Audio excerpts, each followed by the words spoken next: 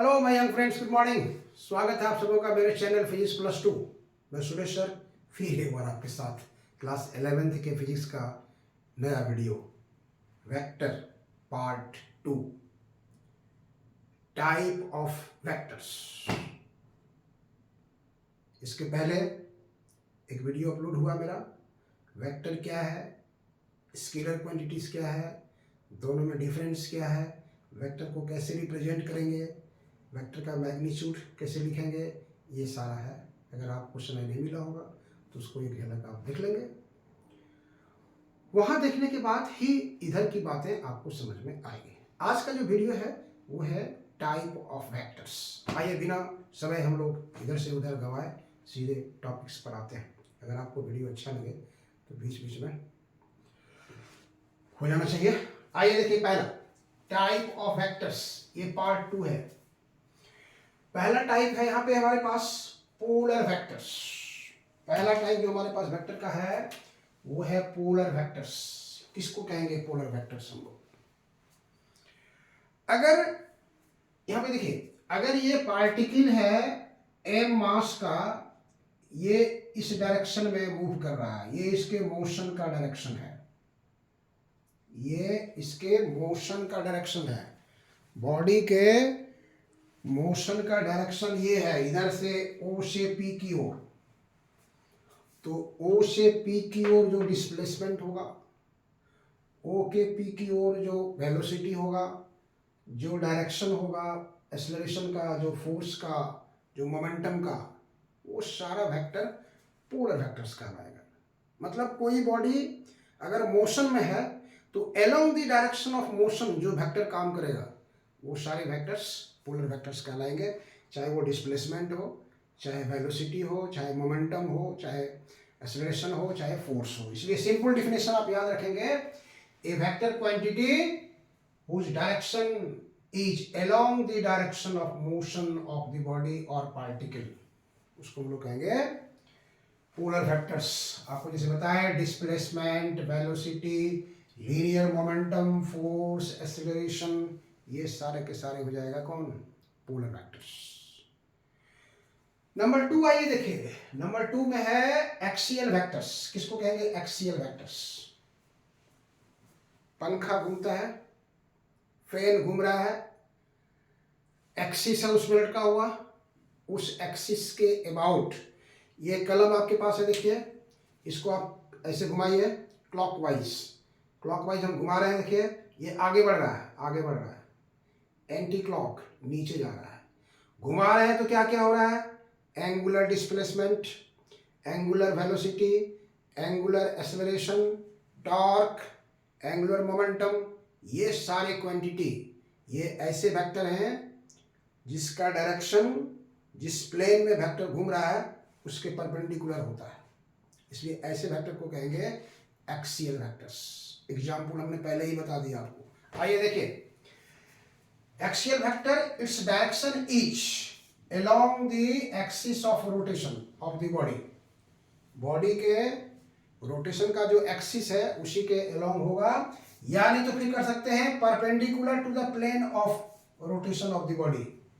जिस प्लेन में body rotate कर रहा है उसके परपेंडिकुलर जो होगा उसी डायरेक्शन में काम करेगा आपको पूरा एक्सियल वेक्टर। एग्जांपल देखिए, angular displacement, angular velocity, angular momentum, angular acceleration, torque, etc. ये हो गया हम लोग का एक्सियल वेक्टर्स। थोड़ा ये देखिए, पोजीशन वेक्टर।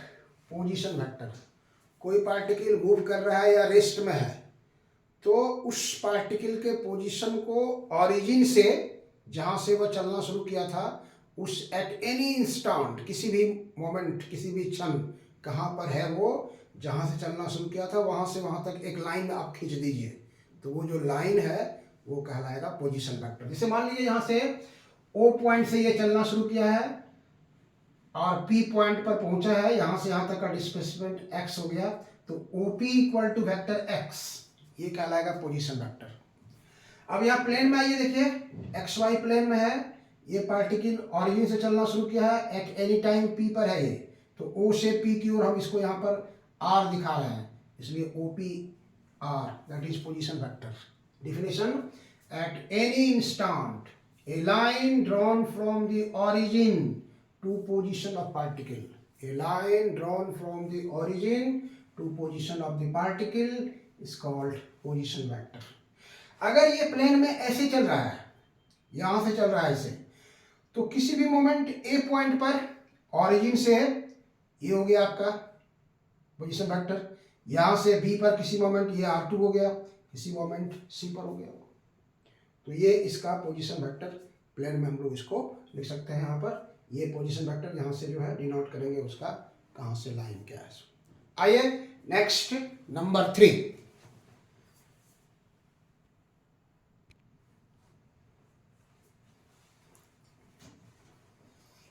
नेक्स्ट नंबर है 4, that is displacement vector. Displacement vector, displacement vector का मतलब हुआ कहाँ से चलना शुरू किया था, स्टार्टिंग पॉइंट पोजीशन उसका क्या था, और फाइनल अभी कहाँ पहुँचा हुआ है। तो इनिशियल पोजीशन से फाइनल पोजीशन तक अगर हम एक लाइन ड्रॉ कर देते हैं तो that will represent displacement vector. जैसे मान लीजिए एक पार्टिकल P1 पोजीशन पर था एट एनी टाइम T1, तो उसका पोजीशन वेक्टर है R1, और ये पार्टिकल डिस्प्लेस होकर के T2 टाइम में पहुंच गया P2 पर, जिसका पोजीशन वेक्टर हो गया R2। तो P1 से P2 तक जो हम लाइन ड्रॉ करेंगे यही कहलाएगा आपका displacement vector. This is displacement vector.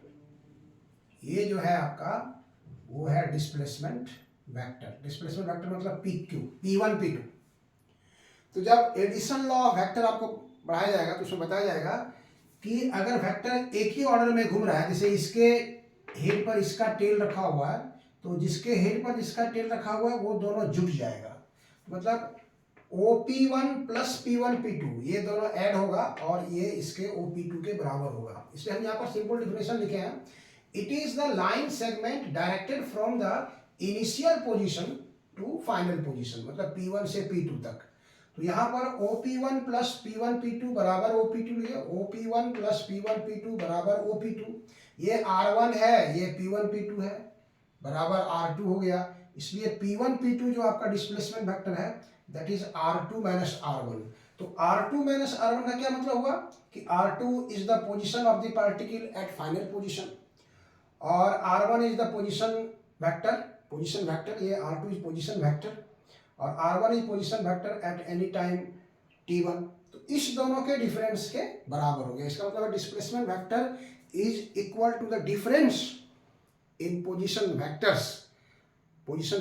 In the given interval of time. इसलिए यहाँ पर लिखे हैं displacement vector represents the change in the position vectors, change in the position of moving particles in the given interval of time. Given interval of time में जो position vector है उसके difference के बराबर हो गया। नेक्स्ट आइए इक्वल वेक्टर्स।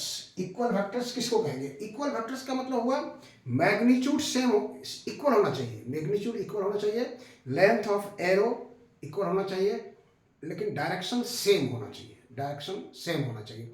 अब दो लड़का अगर दौड़ रहा है, एक ही दिशा में दो बॉयज रन कर रहा है, तो उस दोनों के द्वारा इक्वल इंटरवल ऑफ टाइम में अगर सेम डिस्टेंस कवर किया जाता है तो वो डिस्टेंस जो डिस्प्लेसमेंट कहलाएगा वो हम लोग इक्वल वेक्टर्स ले सकते हैं। इसलिए आप यहाँ देखिए इक्वल वेक्टर्स का मतलब हुआ equal magnitude and same direction. यहाँ देखिए दो वेक्टर आपको दिखा रहा है, वेक्टर ए का एरो का लेंथ देखिए और वेक्टर बी के एरो का लेंथ देखिए। Length of the arrow represents magnitude, इसका मतलब ए का मैग्नीट्यूड आप इसको ऐसे लिख सकते हैं, magnitude of A is equal to magnitude of B, ये दोनों का लेंथ बराबर है।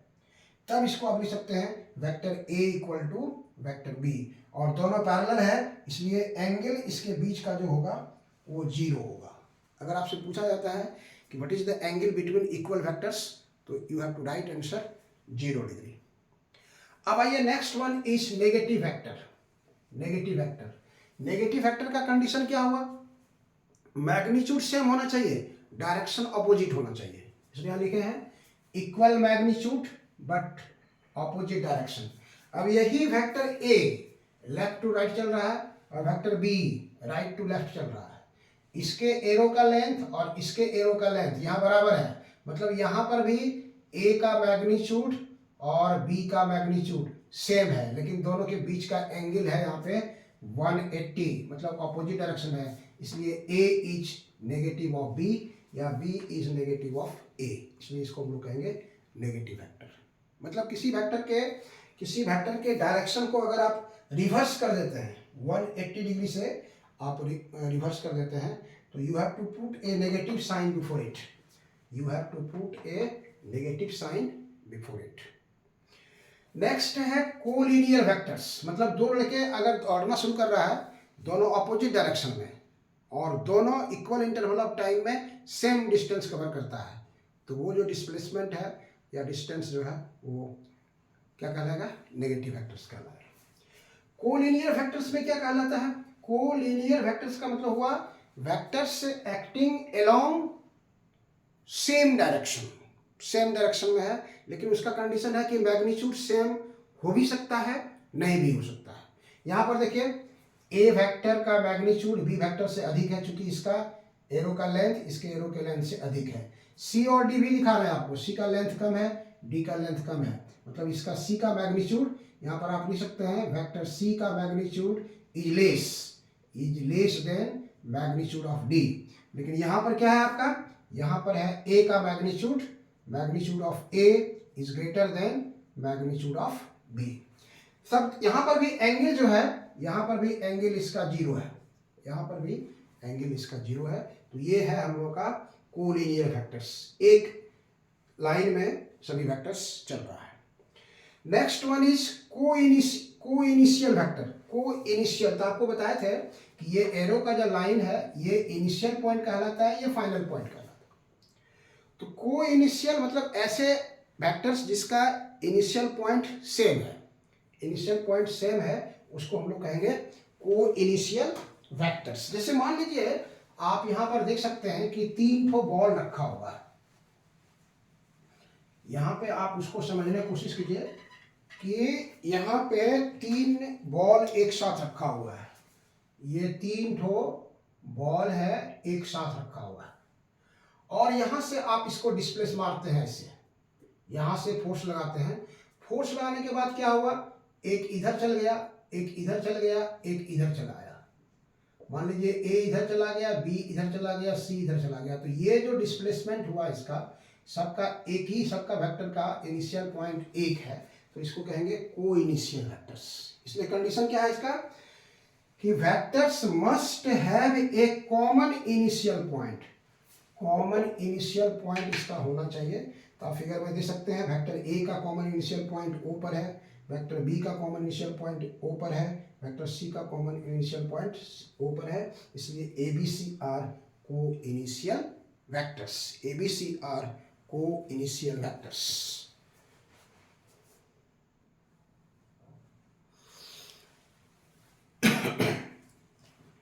नेक्स्ट वेक्टर है यूनिट वेक्टर नंबर 8।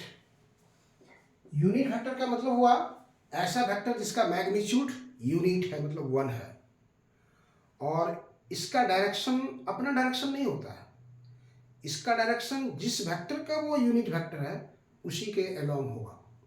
इसलिए मैग्नीट्यूड क्या होना चाहिए, यूनिट होना चाहिए, यूनिट मतलब 1 होना चाहिए। डायरेक्शन किधर होगा, along the direction of given vector, जिस वेक्टर का ये यूनिट वेक्टर होगा उसी के अलोंग होगा, और इसको हम लोग एक मतलब कैप से डिनोट करते हैं। जैसे मान लीजिए ए वेक्टर है, तो ए वेक्टर का अगर ये वेक्टर ए इधर से काम कर रहा है, वेक्टर ए इधर से काम कर रहा है, तो इसके डायरेक्शन में जो यूनिट वेक्टर होगा उसको हम लोग ए कैप से लिखेंगे। तो हमने बताया आपको if A cap is unit vector in the direction of A, then vector A is represented by its magnitude. Vector A का मैग्नीट्यूड, जो इसका मैग्नीट्यूड है उसको हम लोग लिखते हैं, और मैग्नीट्यूड स्केलर क्वांटिटी होगा, और इसके डायरेक्शन में हम लोग यहाँ पर एक यूनिट वेक्टर से मल्टीप्लाई कर देंगे। इसलिए vector A is magnitude of A into A cap, vector B is equal to magnitude of vector B into B cap, vector C is equal to magnitude of vector C into C cap. इस तरह से लिख सकते हैं। Therefore A cap unit vector का जो formula होगा given vector और उसका मैग्नीट्यूड, उससे डिवाइड कर देंगे तो यूनिट वेक्टर का निकल जाएगा। ये बहुत इंपॉर्टेंट फॉर्मूला है जो हर जगह आपको न्यूमेरिकल्स बनाने में आपको हेल्प करेगा।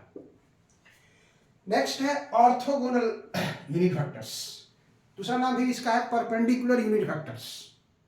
तो ऑर्थोगोनल यूनिट वेक्टर्स या परपेंडिकुलर यूनिट वेक्टर्स किसको कहेंगे?